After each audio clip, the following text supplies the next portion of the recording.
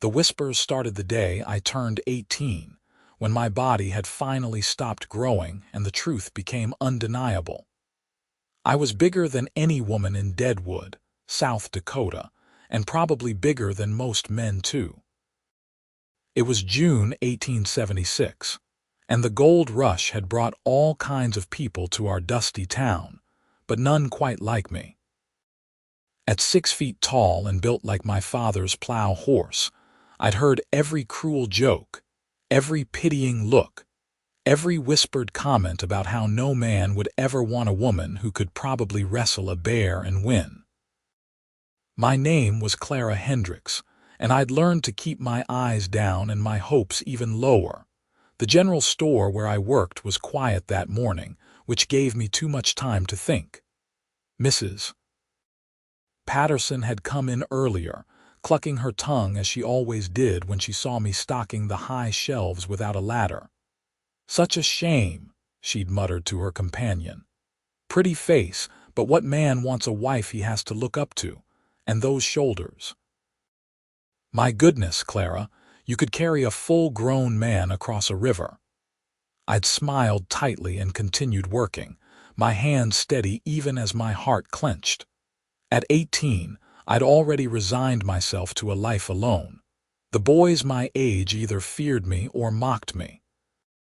The older men looked at me like I was some kind of curiosity. I was too much, too big, too strong, too everything that a woman in 1876 wasn't supposed to be. The bell above the door chimed, and I turned from the shelf I was organizing. My breath caught in my throat. He was the largest man I'd ever seen. He had to duck to enter through the doorway, his shoulders so broad they nearly brushed both sides of the frame. His hair was dark brown, long enough to touch his collar, and tied back with a leather cord. His face was weathered by sun and wind, with a strong jaw covered in several days' worth of beard. But it was his eyes that held me frozen, pale blue, like ice on a winter creek, and looking directly at me with an intensity that made my stomach flip. "You work here." His voice was deep, rough as gravel. I nodded, not trusting my voice. He wore buckskin and fur, the clothing of a mountain man, and he smelled like pine and smoke and something wild I couldn't name. "Need supplies. Heading back up into the Black Hills. List is here." He pulled a crumpled piece of paper from his pocket and held it out. I had to cross the store to take it, and as I did, I became acutely aware of my size. Usually, I was looking down at people or meeting them eye to eye. But this man, this mountain man, was taller than me. Not by much, maybe 3 or 4 inches, but enough that I had to tilt my head slightly to meet his gaze. The realization made something warm bloom in my chest. "I can get these things together for you, Mr. Garrett, but folks call me Garrett." He didn't offer a first name, and I didn't push. "I'm Clara," I said, looking down at the list. It was standard fare: flour, salt, coffee, ammunition, some dried beans. "This will take me about 15 minutes. I've got time." I felt his eyes on me as I moved through the store, gathering items. Usually, being watched made me self-conscious about my size, the way I had to hitch my skirts higher than other women to keep from tripping, the way my arms stretched the seams of my dress. But his gaze didn't feel judgmental. It felt curious, almost appreciative. "You're tall," he said suddenly. I froze, a bag of coffee in my hand. Here it came, the inevitable comment about my unseemly height. First woman I've met in 5 years who doesn't make me feel like I'm going to break something just by standing too close. I turned to look at him, searching his face for mockery. There was none. Just honest observation. Yes, I'm tall." What else could I say? How tall? 6 feet last time I measured. He nodded like this was satisfactory information. "Good height. Practical, not shameful, not unfortunate, not any of the other words I'd heard. Practical." "Where you from?" I asked, emboldened by his matter-of-fact tone. "Montana Territory originally. Been trapping and hunting in these mountains for near about 7 years now. Come down for supplies twice a year, then head back up. Alone, prefer it that way. People get complicated. He leaned against the counter, his massive arms crossing over his chest. His forearms were thick as fence posts, corded with muscle and marked with scars. You always work here, 3 years now, since my mother passed. I set the coffee on the counter and went for the flour. My father runs the livery stable. He's got 2 sons who help him, but they didn't need me there. Mrs. Thornton, who owns this store, did. Your father has 2 sons, but you work here. There was an edge to his voice. I have 2 older brothers, I clarified. They're better with horses. And you're better with people, I laughed, the sound bitter. No, I'm just the one who doesn't fit anywhere else. I regretted the words as soon as they left my mouth. I didn't know this man, didn't know why I was telling him anything personal. Maybe it was because he was a stranger, someone who'd disappear back into the mountains and take my secrets with him. You fit here, he said simply. I can see it. You know where everything is, how much to measure. You move like you belong. Something in my chest loosened. Thank you. I finished gathering his supplies, tallying the cost in my head. It came to $12.30, which he paid in gold dust, measured carefully on Mrs. Thornton's scale. You need help carrying this? I asked, knowing most men would bristle at the suggestion. I can manage. But I wouldn't mind the company on the walk to my horse. My heart skipped. I can do that. I loaded half the supplies into my arms, he took the other half, and we walked out into the bright June morning. Deadwood was bustling with miners and prospectors, gamblers and merchants. The street was a churned mess of mud and horse droppings, the wooden sidewalks crowded with people. His horse was a massive beast, a draft horse mixed with something wild, with a shaggy coat and intelligent eyes. The animal barely flickered an ear as Garrett loaded the supplies into the saddlebags. He's beautiful, I said, reaching out to stroke the horse's neck. Her name's Goliath. Ironic, I know, since she's a mare. Fitting, though, I smiled. For a horse that size. Found her half-starved in a canyon 3 years back, nursed her back to health. She's been loyal ever since. He finished securing the bags and turned to face me fully. Clara. Yes. Those people who say cruel things, they're wrong, my face heated. You don't know what people say. Don't need to, I can see it in your eyes. The way you expected me to mock you for your height. The way you apologized for not fitting. His jaw tightened. You're strong and capable. Out here in these mountains, in this life, those are the things that matter. Not whether you can fit into some tiny parlor chair or look up at a man through your lashes. I couldn't speak. My throat was too tight, my eyes stinging with unexpected tears. I'm heading back up tomorrow morning at first light, he continued, but I'll be down again in November before the first snow. If you're still here, I'd like to see you again. Why? The word escaped before I could stop it. His expression softened. Because in 15 minutes of knowing you, I felt more at ease than I have in 7 years around people. Because you didn't flinch when you saw me. Because when you smiled, it was genuine. He paused. Because I think you're beautiful, Clara Hendricks. And I think you deserve to know that. Then he mounted Goliath in one fluid motion, tipped his hat to me, and rode off down the muddy street, leaving me standing there with my heart pounding so hard I thought it might burst from my chest. The summer passed in a haze of heat and dust. I worked in the store, helped my father occasionally at the livery, and tried not to count the days until November.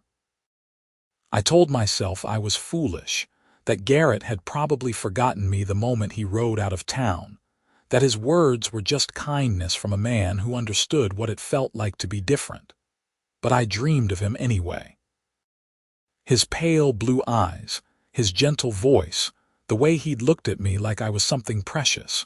July brought more miners and more chaos. Wild Bill Hickok arrived in town, and the gambling dens overflowed every night. I kept my head down and my work steady, ignoring the rough men who sometimes came into the store drunk and looking for trouble. It was on one of those nights, early August, that things went bad. I was closing up the store alone, Mrs. Thornton having left early with a headache when 3 men stumbled in. I recognized them as miners, unsuccessful ones based on their shabby clothes and desperate eyes. "We're closed," I said firmly, continuing to sweep the floor. "Store looks open to me," one of them slurred. He was thin, with a patchy beard and mean eyes. "I'm locking up. Come back tomorrow. We need supplies now." Another one, shorter and stockier, moved to block the door. My heart began to race, but I kept my voice steady.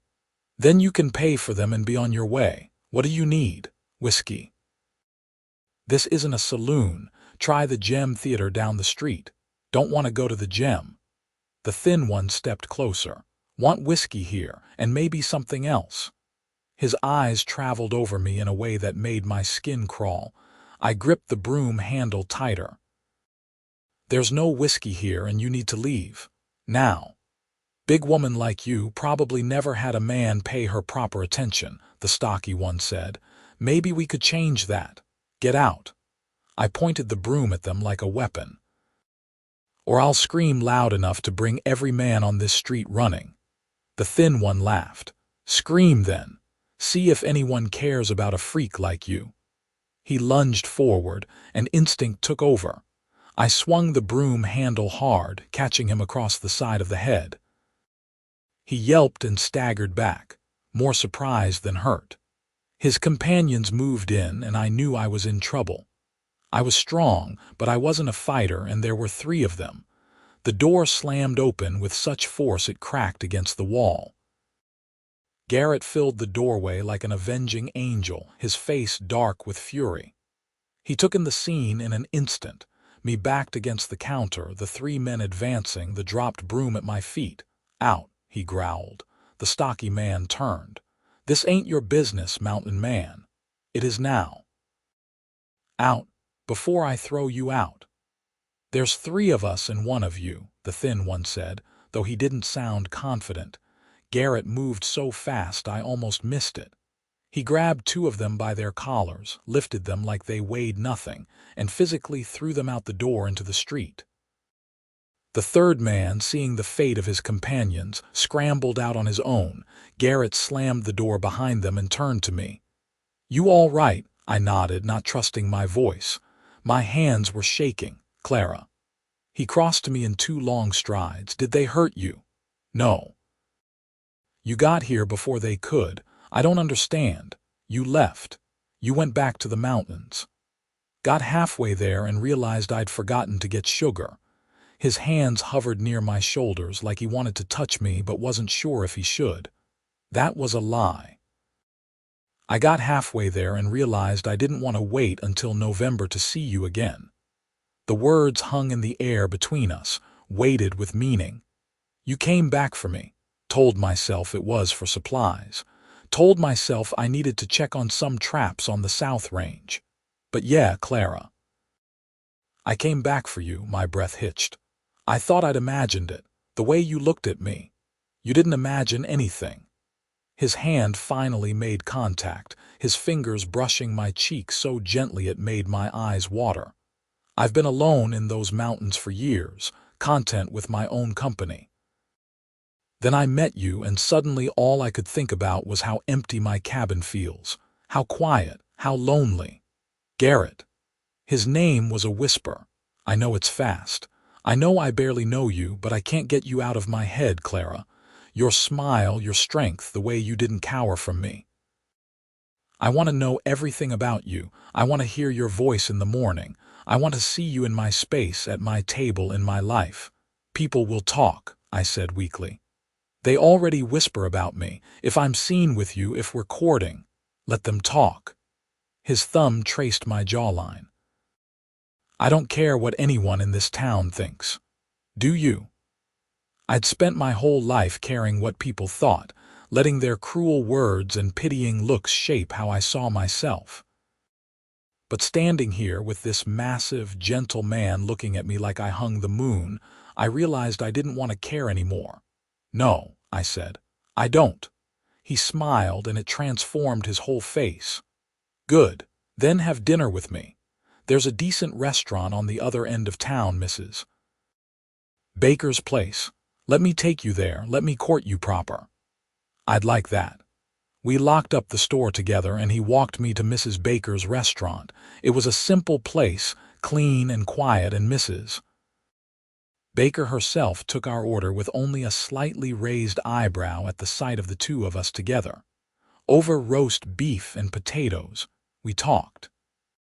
He told me about his life in the mountains, about the cabin he'd built with his own hands, about the streams full of fish and the meadows where elk grazed.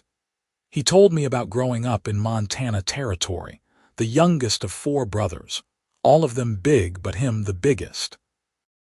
"My pa used to say I was born to wrestle grizzlies," he said with a wry smile. "Other kids were afraid of me. Parents pulled their children away when I walked past. Sound familiar?" "Very," I admitted. "Did it get easier when I stopped trying to fit into spaces too small for me?" "Yes." "When I went into the mountains and made my own life?" "Absolutely." He leaned forward. "Out there, size is an advantage. Strength is necessary. Being big means you can carry more, work longer, survive harsher conditions. Nobody in the wilderness cares if you're tall or broad." "It sounds lonely, though." It was. Until about a month ago, I thought it was what I wanted. His eyes met mine. "Then I walked into that store and saw you reaching for a high shelf, not needing any help, strong and sure of yourself, and something just clicked into place." My turn to share. I told him about my mother, who died of fever 3 years back. About my father, a good man but a traditional one, who didn't quite know what to do with a daughter who could lift as much as his sons. About my brothers, who loved me but treated me more like another brother than a sister. About the loneliness of being different, of not fitting into the prescribed roles for women in Deadwood. "I used to pray I'd wake up smaller," I confessed. "Delicate. Pretty in the way men seem to want, but I just kept growing. By the time I was 15, I was taller than every girl I knew and most of the boys." "Their loss," Garrett said firmly. "Clara, look at me. You are pretty. You're beautiful. You have these incredible eyes like warm honey. Your smile lights up your whole face. And yes, you're tall and strong, but that doesn't make you less feminine. It makes you magnificent." I couldn't stop the tears then. They spilled down my cheeks and I wiped at them hastily, embarrassed. "Sorry, I'm not usually so emotional. Don't apologize." "Not for feeling, not for crying, not for anything." He reached across the table and took my hand. His palm was rough, calloused from years of hard work, but his touch was gentle. "You spend your whole life being told you're wrong, that you're too much, and then someone tells you different. You're allowed to feel that." We finished dinner and he walked me home through the darkening streets of Deadwood. My father's house was small, tucked behind the livery stable. I stopped at the gate, suddenly nervous. "Thank you for tonight. For dinner, for saving me, for everything." "Can I see you tomorrow?" "I work until 5. "I'll come by at 5 then. Maybe we can take a walk." "I'd like that." He hesitated, then leaned down and pressed a soft kiss to my forehead. It was chaste, respectful, but it sent warmth flooding through my entire body. "Sleep well, Clara." "You too, Garrett." I watched him walk away, his broad shoulders disappearing into the night, and I felt something I'd never felt before: hope. The next morning, the gossip had already started. Mrs. Patterson came into the store specifically to corner me. "Clara Hendricks, I saw you last night with that mountain man at Mrs. Baker's restaurant. What were you thinking?" "I was thinking I was having dinner, Mrs. Patterson. But he's so rough, so wild, and the two of you together, why, you look like giants. It's unseemly." I took a deep breath, remembering Garrett's words. With all due respect, Mrs. Patterson, I don't care if it's unseemly. He's kind and respectful, and he treats me well. That's all that matters." Her mouth fell open, shocked by my boldness. Before she could respond, the door opened and Garrett walked in. He was cleaned up from the night before, his hair brushed back, his buckskin shirt replaced with a plain cotton one that stretched tight across his massive chest. "Morning, Clara," he said warmly. Then, with perfect politeness, "Ma'am." He nodded to Mrs. Patterson. She huffed and left, and I couldn't help but laugh. I think I just scandalized half the town. "Good," he grinned. "Maybe they'll leave you alone now. I brought you something." He held out a small package wrapped in brown paper. I opened it carefully. Inside was a carved wooden bird small enough to fit in my palm, every feather detailed and delicate. "You made this last night. Couldn't sleep, kept thinking about you. I carve sometimes to keep my hands busy. Thought you might like it. It's beautiful, thank you." I ran my finger over the smooth wood. "What kind of bird is it?" "A jay. They're bold, loud, don't back down from bigger birds. Reminds me of you swinging that broom at those men." I tucked the carving carefully into my apron pocket.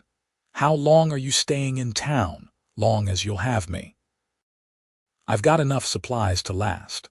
Figured I could rent a room at the boarding house, spend some time getting to know you properly." The idea of him staying, of having more than just one evening, made my heart soar. I'd like that very much, and so began the strangest, most wonderful courtship. For 2 weeks, Garrett stayed in Deadwood. He'd meet me every evening after work, and we'd walk through the town, out to the edge where the buildings gave way to wilderness. We'd sit on fallen logs and talk for hours about everything and nothing. He told me about his dreams of expanding his cabin, of maybe raising a few animals, of building something permanent in the mountains. I told him about my secret love of reading, how I devoured every book in Mrs. Thornton's small lending library, dreaming of places I'd never see. "You could see them," he said one evening as we watched the sun set over the hills. "The mountains I live in, they're beautiful. Peaks so high they're still snow-covered in summer, valleys full of wildflowers, streams so clear you can see every stone at the bottom. It sounds like paradise." "It could be, with the right person." He turned to look at me. "Come with me, Clara," my breath caught. "What? Come back to the mountains with me? Not now, not today, but soon. Let me show you my world. Let me court you properly, away from all these people and their judgments. Just you and me and the wilderness. Garrett, I barely know you. We've only known each other 2 weeks. I know, and I'm not asking you to marry me tomorrow. I'm asking you to give us a chance. Come stay for a while, see if you like it. If you don't, I'll bring you right back." "But Clara, I think you'd thrive there. I think you'd finally feel free." The idea was terrifying and exhilarating in equal measure. Leave Deadwood. Leave my father and brothers, the store, the only life I'd ever known. But what was I leaving, really? A town where I was pitied and gossiped about, a job that barely paid enough to survive, a future alone. "I need to think about it," I said finally. "Take all the time you need. I'm not going anywhere until you give me an answer." That night I talked to my father. He was in the stable, brushing down a horse when I found him. "Pa, can we talk?" He looked up, surprised. We didn't talk much, my father and I. He was a man of few words, and I'd learned young not to bother him with things he considered women's concerns. "What is it, Clara?" "There's a man." "Garrett, he's been courting me."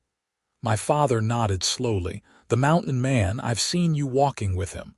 He wants me to go back to the mountains with him to see if we suit each other." My father set down the brush. "You want to go? I don't know, maybe." "Yes." I twisted my hands together. "Pa, do you think I'll ever find someone here? Someone who wants to marry me?" He was quiet for a long moment. Then he sighed, and for the first time in years he looked at me, really looked at me. "Your mother was tall too. Not as tall as you, but tall for a woman.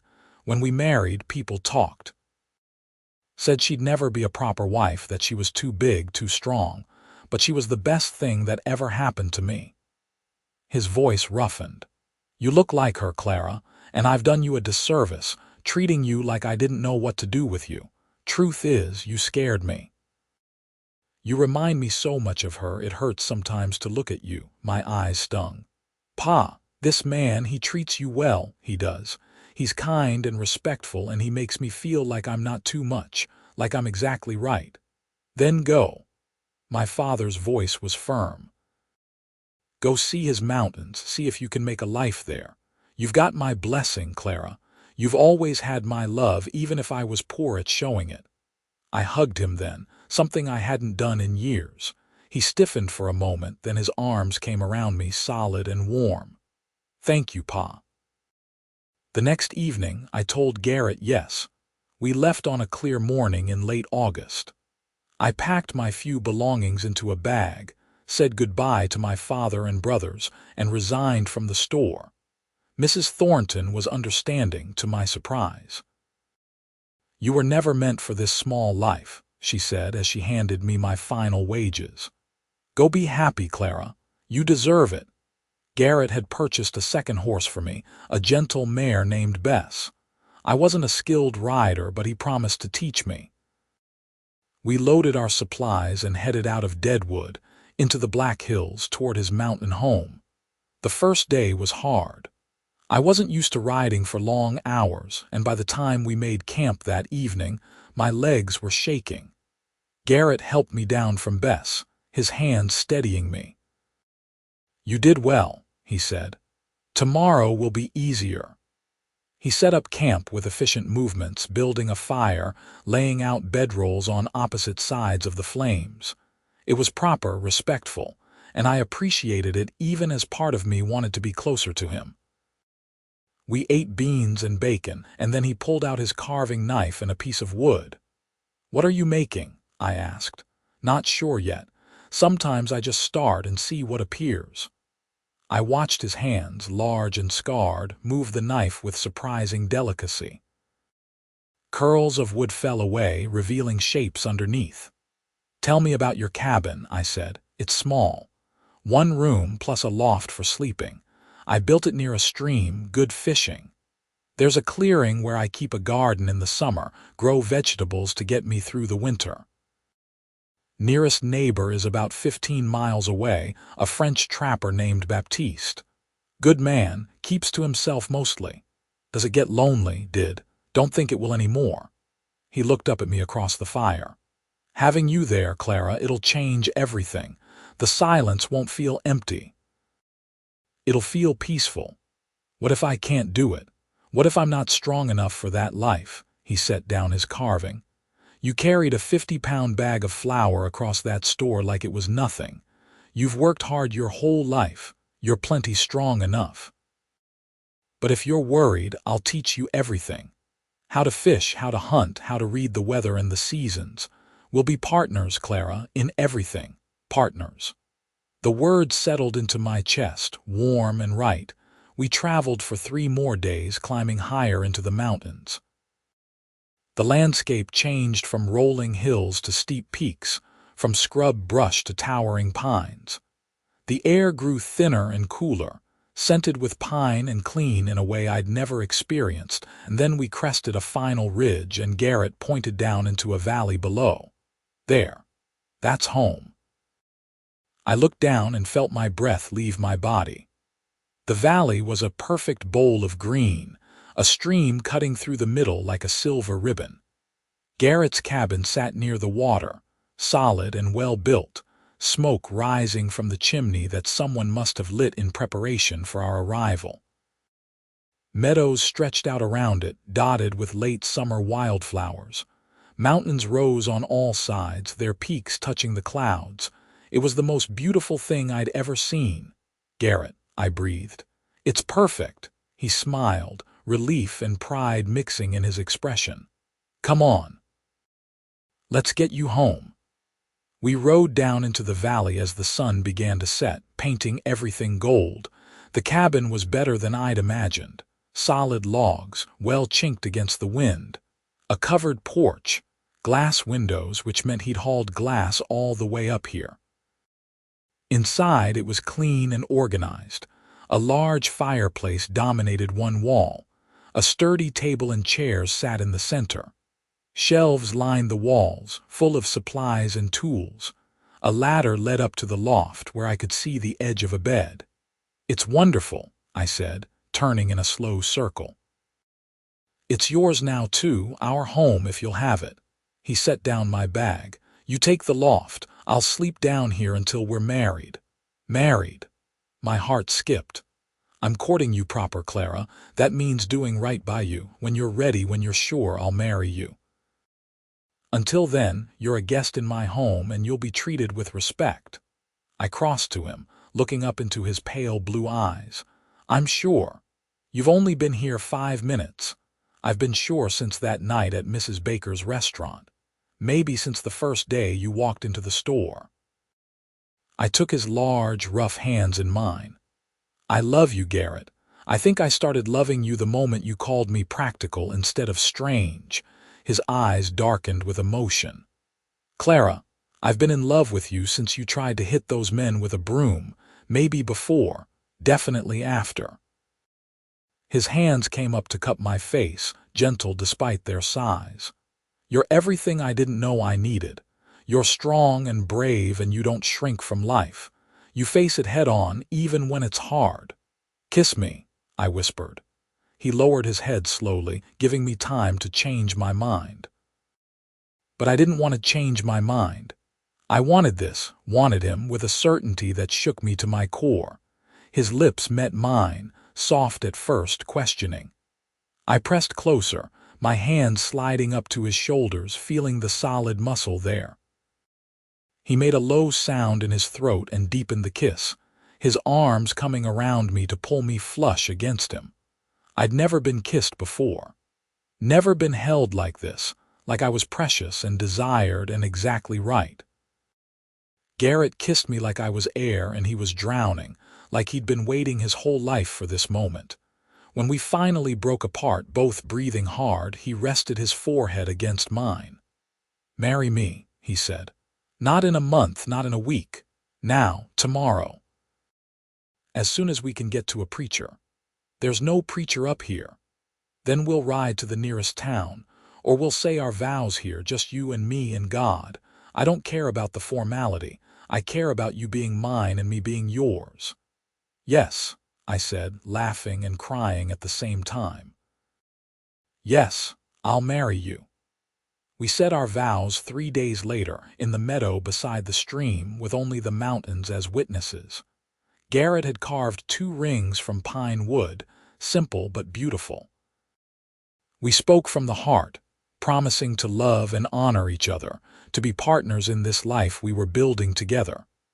When he kissed me as my husband, I felt complete for the first time in my life. That night, he carried me up to the loft, laying me gently on the bed he'd made himself. He was tender and patient, teaching me what it meant to be with a man, to be loved fully and completely. And when I finally fell asleep in his arms, his large body curled protectively around mine, I knew I'd found where I belonged. The months that followed were the happiest of my life. Garrett taught me everything about mountain living. I learned to fish in the cold stream, standing knee-deep in the water with him behind me, guiding my hands on the line. I learned to shoot, his arms steadying me as I aimed at targets he'd set up in the meadow. I learned to read the sky, to know when a storm was coming, to follow animal tracks through the forest. In turn, I brought my own skills. I organized his cabin, making it a true home. I planted a better garden, using techniques my mother had taught me. I could lift and carry as much as he could, which made tasks like hauling water and splitting wood go twice as fast. We were a perfect team. September brought the first cold snaps. October painted the valley in golds and reds. We worked together to prepare for winter, hunting elk and deer, smoking and preserving the meat, gathering firewood, stacking it high against the cabin walls, harvesting the last of the garden vegetables. Baptiste, the French trapper, stopped by in early November. He was a wiry man with a wild beard and kind eyes, and he looked at me with frank approval.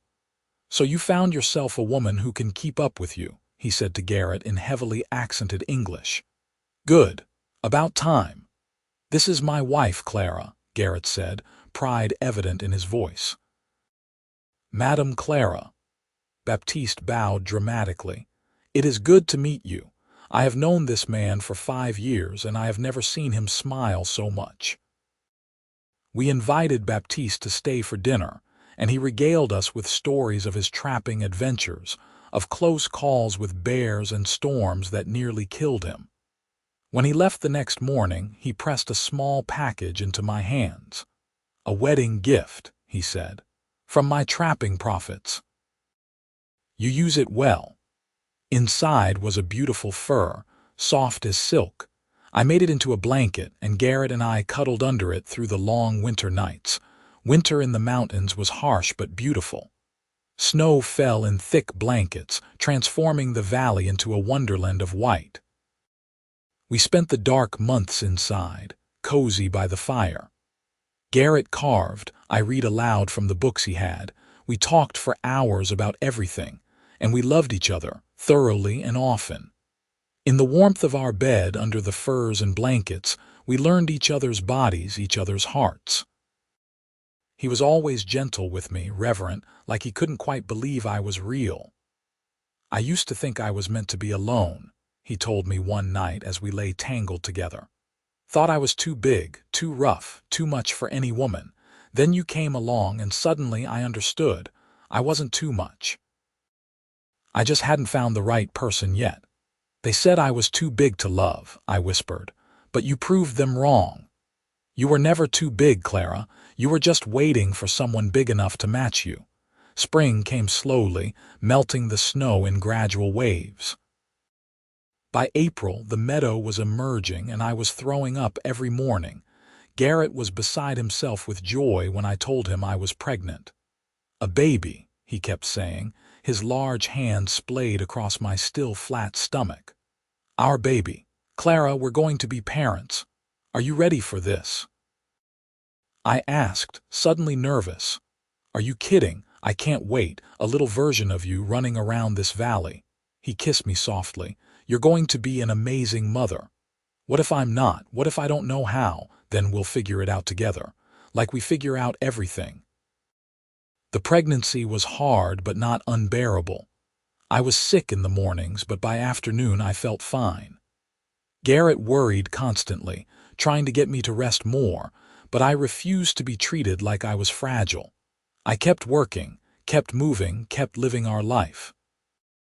Baptiste visited in May and brought his wife, a Lakota woman named Winona who spoke little English but had kind eyes.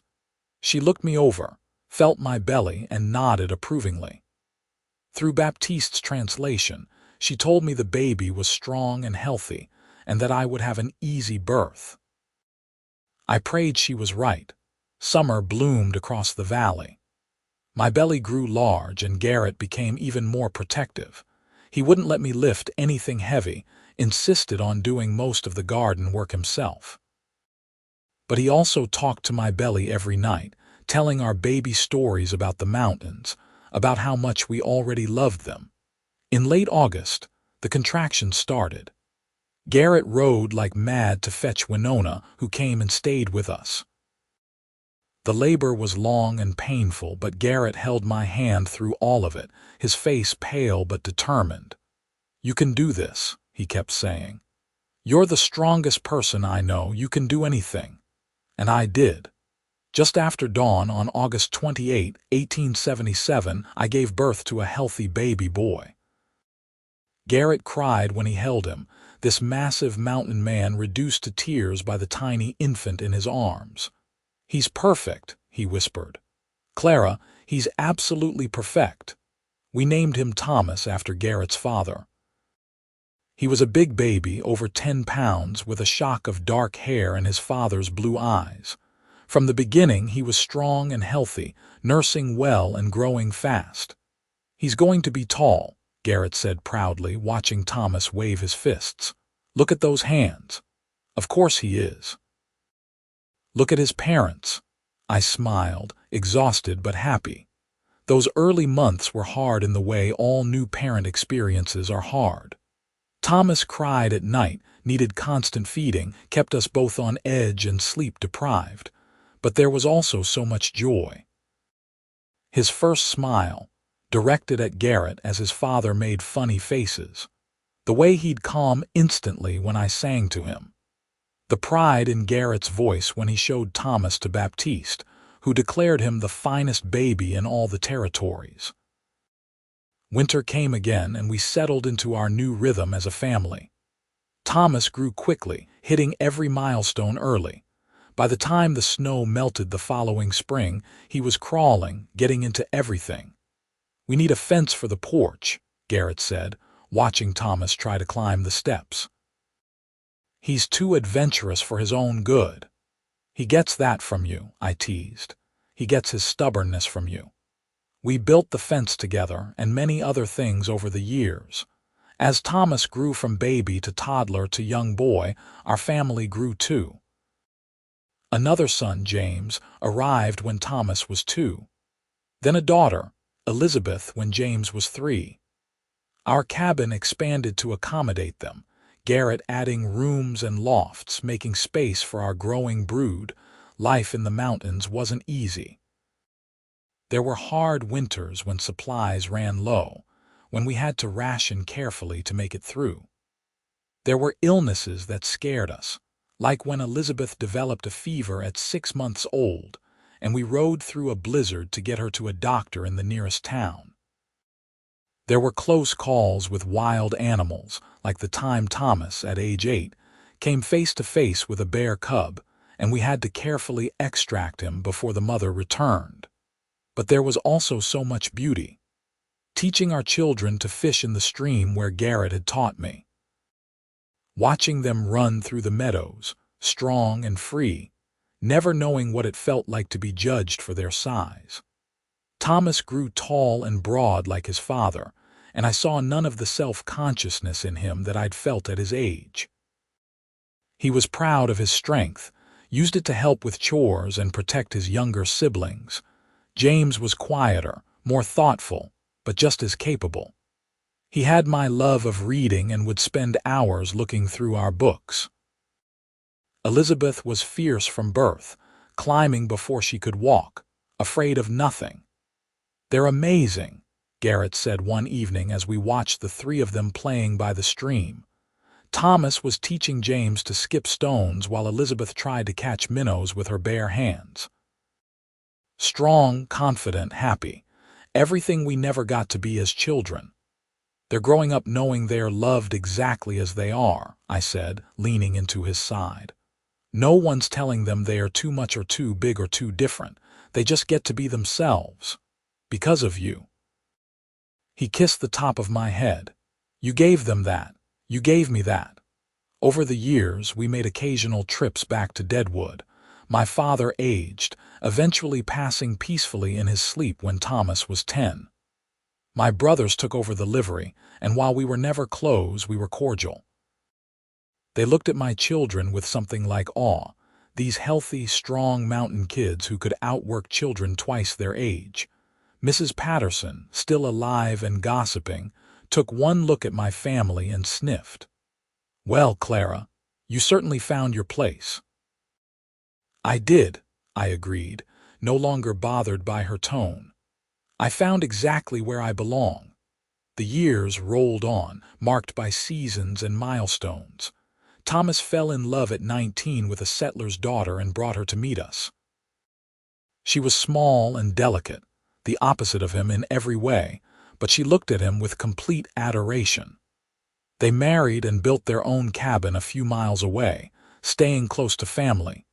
James decided he wanted to see more of the world and headed east at 20, promising to write. His letters came regularly, full of stories about cities and people and places we could barely imagine. "Elizabeth," Fierce Elizabeth, announced at 16 that she wanted to learn to trap like her father. Garrett was torn between pride and protectiveness, but I convinced him to teach her. She took to it naturally, eventually partnering with a young woman trapper who moved into the area. They built a life together, and while some might have judged them, we never did. Love was love, and happiness was too precious to deny anyone.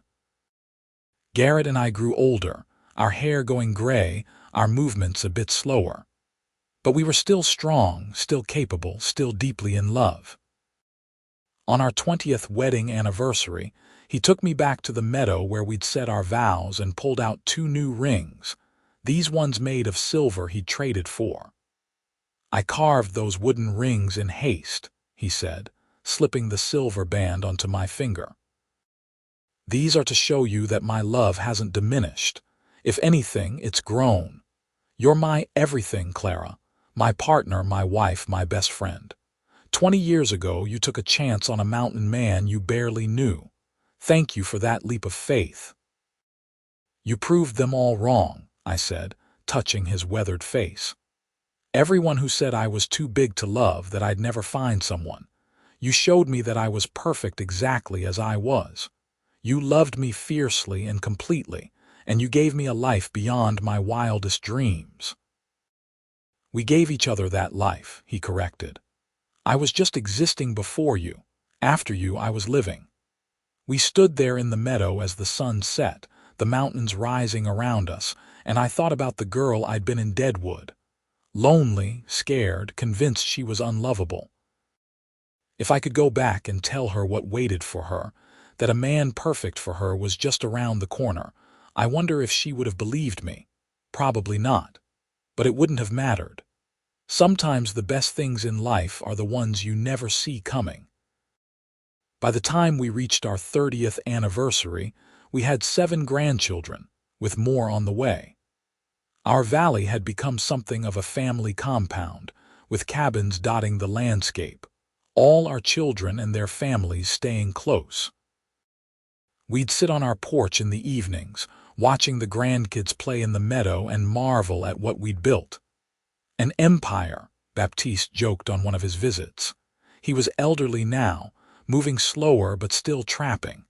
"You built a whole empire in this valley." "Not an empire," Garrett said, his arm around my shoulders. "A family. A home. A place where people can be themselves without judgment." That was what mattered most. Our valley had become a refuge for people who didn't quite fit elsewhere. Thomas's wife had been running from an abusive father when she found us. James sent us people he met in his travels, those who needed a fresh start. Elizabeth's partner had been cast out by her family for who she loved. We welcomed them all, taught them mountain ways, and gave them the acceptance they'd been denied elsewhere. I was 50 years old when Garrett first started showing signs of slowing down. He was still strong, still capable, but tasks that once took him an hour now took 2. His joints ached in the cold. He moved with more caution. "I'm getting old," he said ruefully one morning after struggling to lift a heavy log. "We're getting old," I corrected. "Together. Do you regret it? Coming here, living this hard life?" I looked around our cabin, at the home we'd built, at the life we'd created. Through the window, I could see Thomas chopping wood with his eldest son. Elizabeth was crossing the meadow, heading out for a day of trapping. Smoke rose from James's cabin, where he'd returned to settle down with a wife and children. "Not for a single second," I said. "This life, this love, it's everything I never knew I could have. You took a girl who thought she was too big, too much, too wrong, and you showed her she was perfect. You gave me a family, a purpose, a place to belong. How could I ever regret that?" He pulled me close, and even aged and weathered, his embrace felt like home. "I love you, Clara. From that first day until my last breath, I will always love you.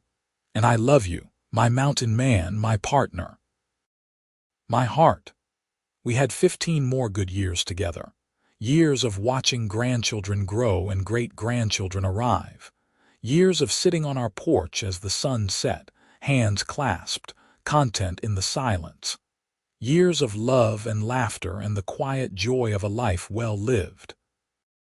Garrett passed peacefully in his sleep on a cold January night, his hand in mine. He was 70 years old, and he'd lived every one of those years fully. I held him as he took his last breath, and I thanked him for everything he'd given me. The valley mourned him. Everyone came for the funeral. People from all over the territory who'd known him, traded with him, called him friend. We buried him in the meadow where we'd married, under a towering pine, with a view of the mountains he'd loved. I stayed in our cabin for the years I had left, surrounded by family, never alone.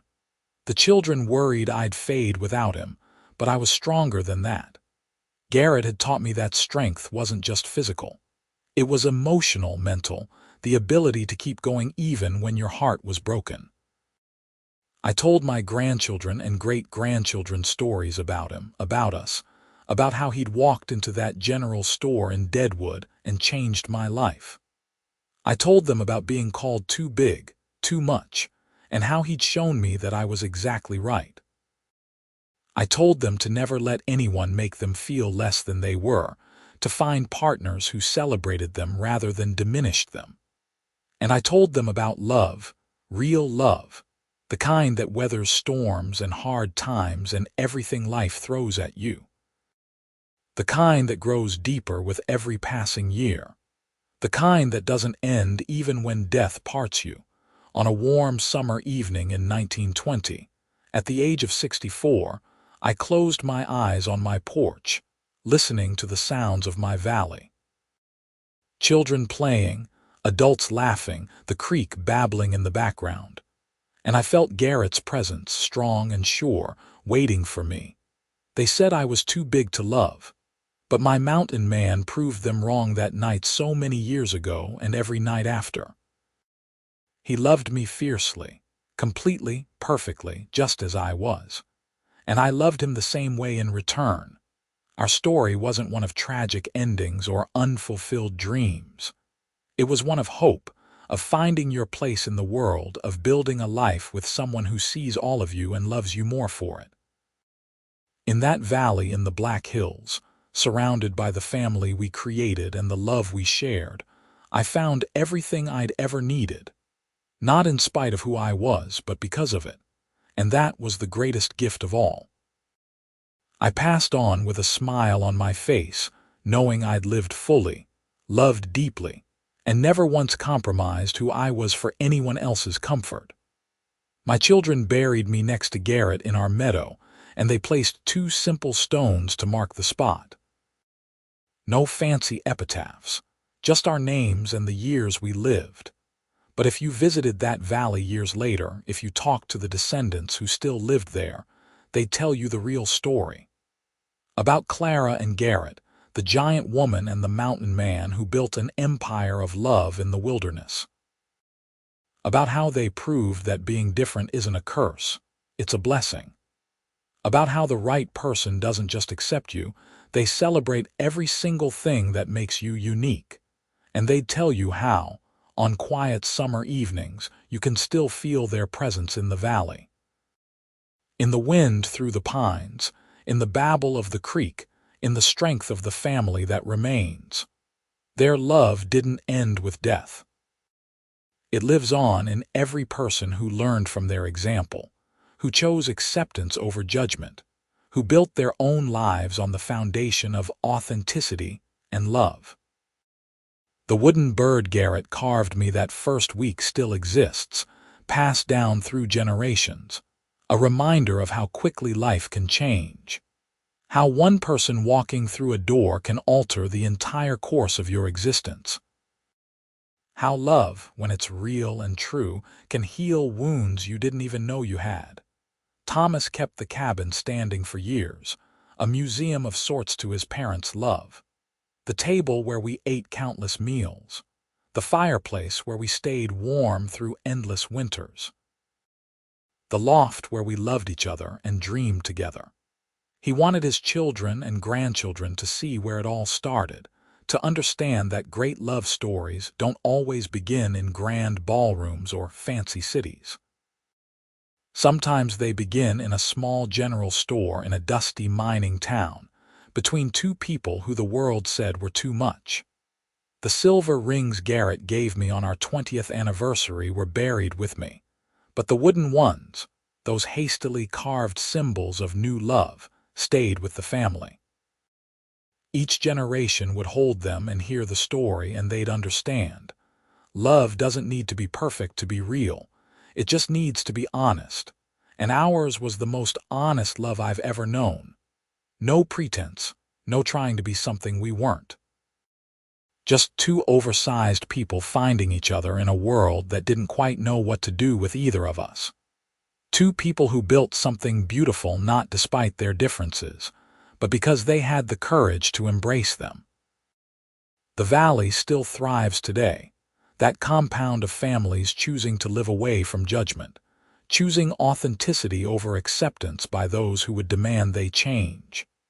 It started with us, with Garrett and Clara, the mountain man and the woman who was supposedly too big to love. But here's the truth they discovered and passed down through the generations. Nobody is too anything to be loved. Too tall, too big, too quiet, too loud, too much, too little. Those are just words people use when they're too small-minded to see the beauty in front of them.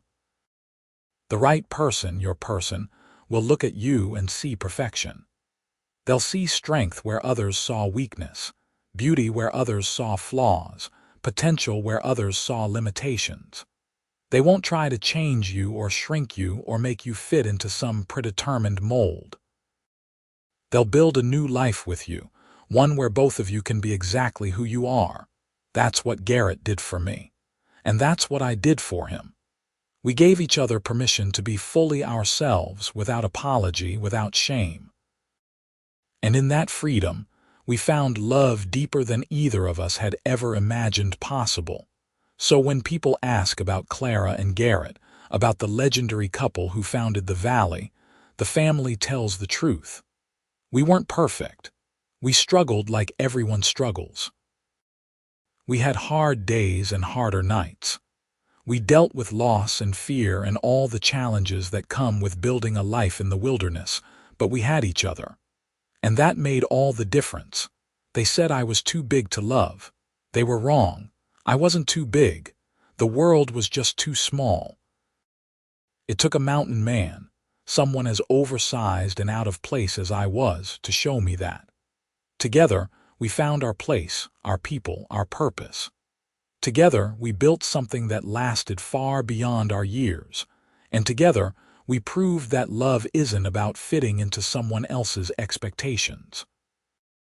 It's about finding someone whose expectations are simply that you be yourself, fully and completely.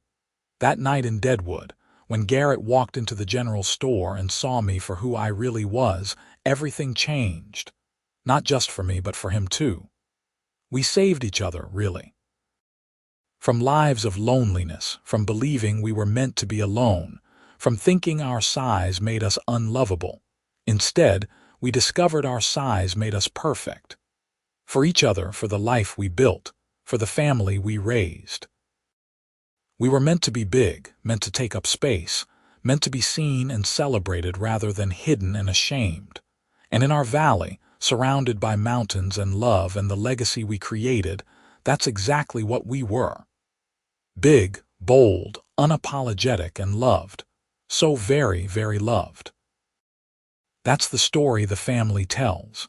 That's the legend that lives on. Clara and Garrett, too big for the world they were born into, so they built their own world instead.